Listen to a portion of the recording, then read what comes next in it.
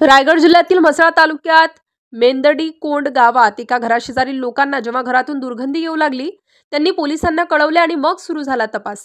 Police घटनास्थळी पोहोचले तेव्हा घरात वृद्ध दाम्पत्याचे महादेव कांबळे वय 95 वर्ष आणि विठाबाई कांबळे वय 83 वर्ष मृतदेह आढळले। दोघांचे मृतदेह कुजलेल्या अवस्थेत होते। सुरुवातीला सर्वांना वाटलं कदाचित वृद्धत्वामुळे मृत्यू झाला असेल किंवा दोघांनी आत्महत्या केली असेल, पण पोलिसांनी तपास सुरू केला आणि काही तासातच परिस्थिती बदलली।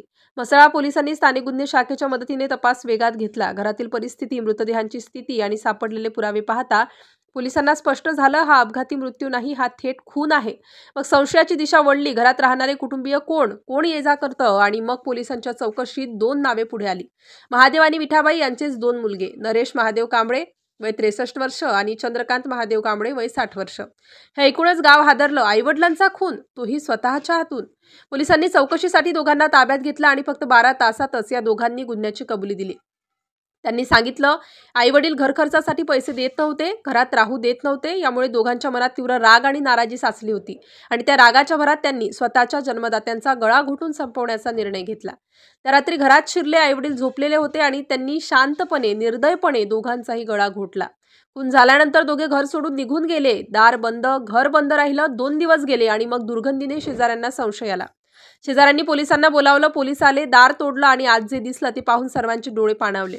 घरात जमिनीवर वृद्ध आईवडिलांचे मृतदेह पडलेले, भिंतीवर काही हातांचे ठसे कुजण्याचे, संपूर्ण घरात असह्य दुर्गंधी पसरली। पोलिसांनी तातडीने पंचनामा केला, शवविच्छेदनासाठी मृतदेह पाठवले आणि तपास सुरू झाला।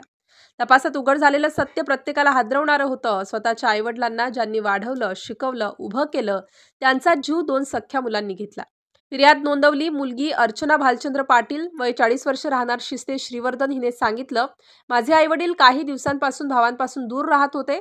घरगुती वाद सुरू होते, पण इतकं भयानक काही घडेल असं वाटलं नव्हतं।